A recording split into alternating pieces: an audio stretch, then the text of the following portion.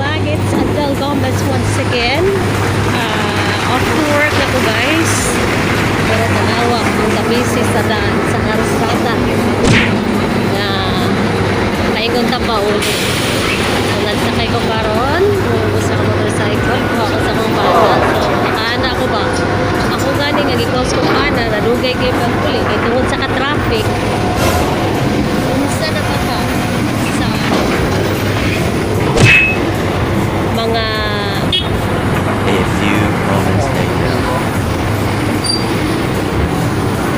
A few moments later. kung saan nakahapon mag-commute lang. And ang sakyanan na to, diri is dili pa jud kayo totally nagdagan tanan. Ako lang ipadagan ang mga jeep. Ako lang ipadagan ang mga PUJ diri. Ikaglapo-lapo to Madawi pa na ay time nga asa ra naman.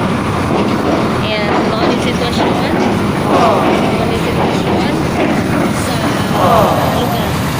Kaya na ako diri sa Mandawi. Kaya ako kasi dating kanunay. Okay ngayon. Pag-duty ka og 6 a.m. to 3 p.m. Yung paingon dito sa trabaho, dili pamigaw pandan.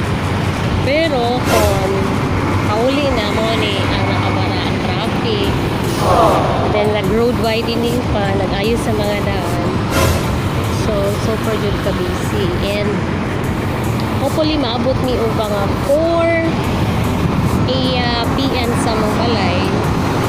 Dahil napit-hapit naman ni.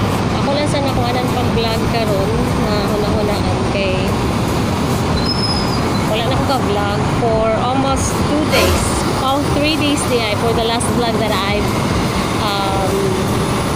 making the last 3 days. So, maoto akong last vlog. Katong ito may kasini. Para sa natrabaho balik, wala na. Ay, paglisod naman ang time. So, mga rin sitwasyon guys. Naingon may ungi. So, sapak ko sa traffic. Sa palibot o traffic ka busy. Sa kaabo. Dili pa ni totally nga nakadagan ang tanang jeepney guys ha. Dili pa. Sagaran ani diri is ang mga private pa.